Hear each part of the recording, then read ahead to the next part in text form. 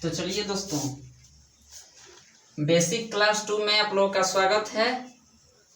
Class 1 मैंने आप लोगों को करवा दिया है।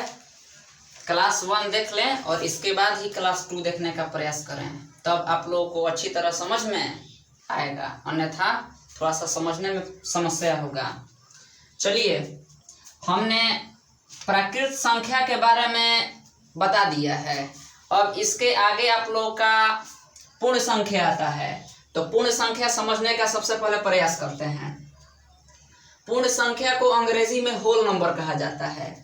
ध्यान दीजिए, प्राकृत संख्या के पहले शून्य लगा देने पर बनी जो संख्या पूर्ण संख्या कहलाती है। प्राकृत संख्या जो होता है, प्राकृत संख्या का मतलब गिनती की संख्या।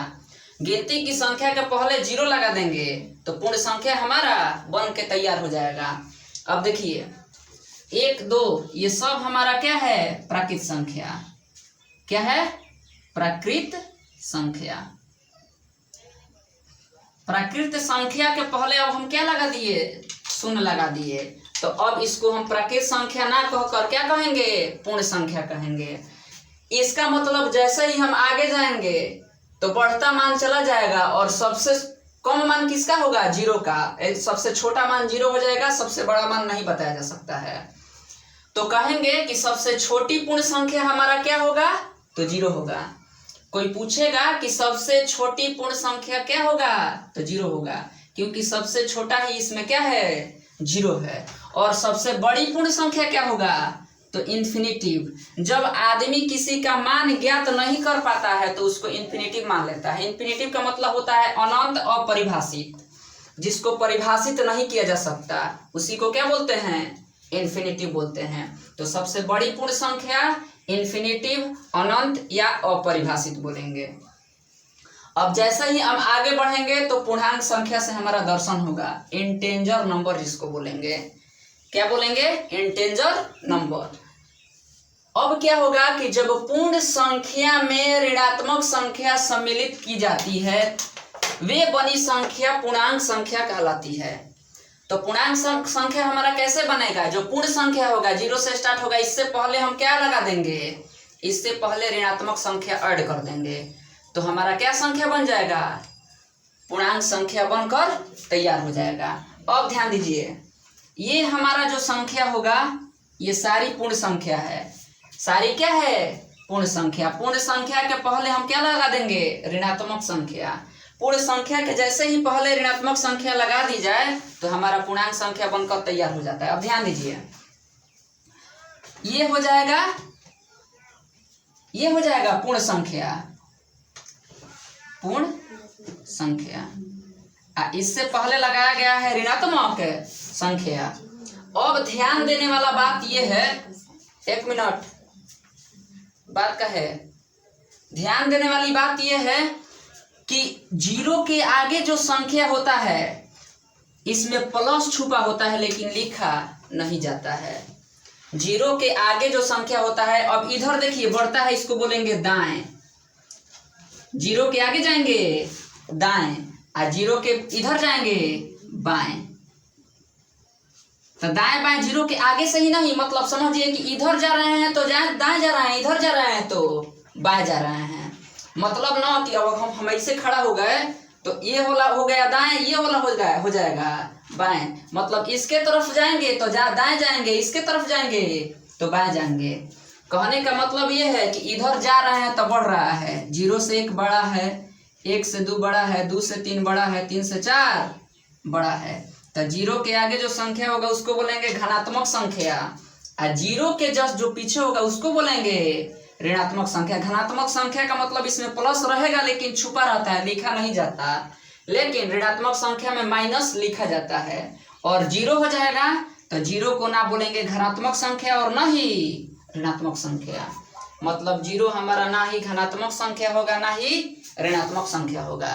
अब देखिए आगे, अब हम सीखेंगे जोड़ संक्रिया। जोड़ संक्रिया ये बहुत जरूरी है। ये सब पूर्णांक में ही आता है कि किसी संख्या को जोड़ते हैं तो हमारा वही संख्या क्यों आता है। जैसे 2 और 2 जोड़ते हैं तो 4 ही क्यों मिलता है, 2 और 4 जोड़ते हैं तो 6 ही क्यू मिलता है। तो ये सीखने का प्रयास करेंगे, बहुत अच्छा चीज है, यहाँ ध्यान दें। अब मान लीजिए हम ले लेते हैं 2 और ले लेते हैं 3, तो 2 और 3 क्या होता है? 5 होता है। अब देखने का प्रयास हम ये करेंगे कि 2 और 3 5 ही क्यों होता है, 6 क्यों नहीं होता।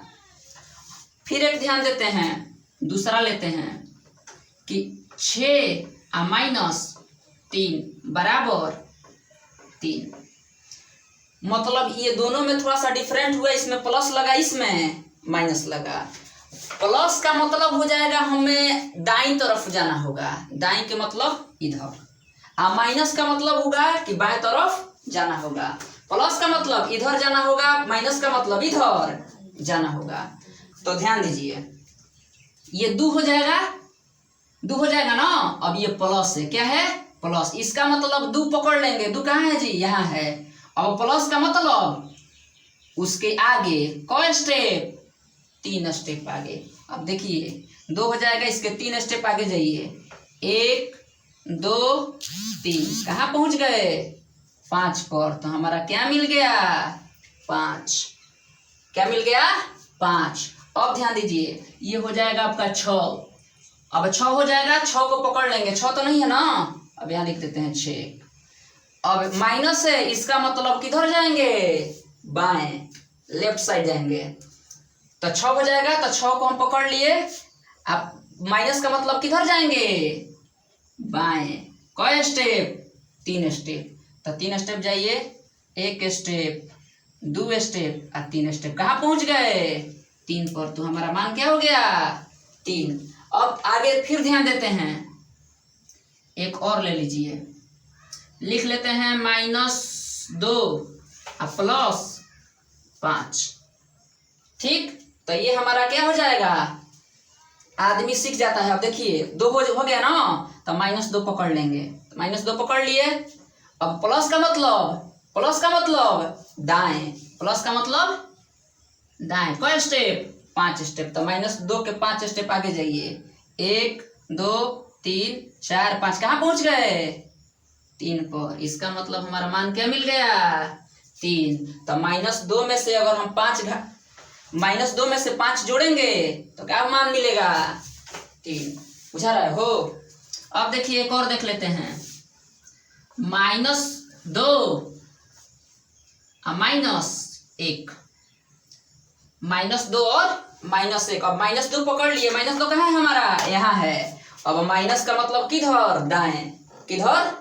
दाएं। तो 1 स्टेप दाएं, तो -2 है, 1 स्टेप कहाँ जाएंगे? बाएं भले।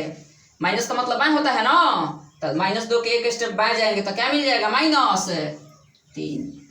तो क्या मिल गया हमारा? -3। तो ये एक तरीका होता है, आदमी खाली सीख जाता है कि माइनस रहेगा तो जोड़ देंगे, या माइनस का चिन्ह रहता है, लेकिन कैसे आता है हम लोग को आज सीखने को मिला, ना मिला हो। अब देखिए माइनस और प्लस रहता है तो क्या होता है, ये भी हम सीखे। माइनस प्लस होता है तो क्या होता है, प्लस प्लस होता है तो क्या होता है, ये भी सीखे। धीरे धीरे ऐसे ही हम लोग सीखने का प्रयास करेंगे और आगे सीखेंगे ऐसा ही करके। तो आज के लिए बेसिक क्लास इतना ही रहने देते हैं।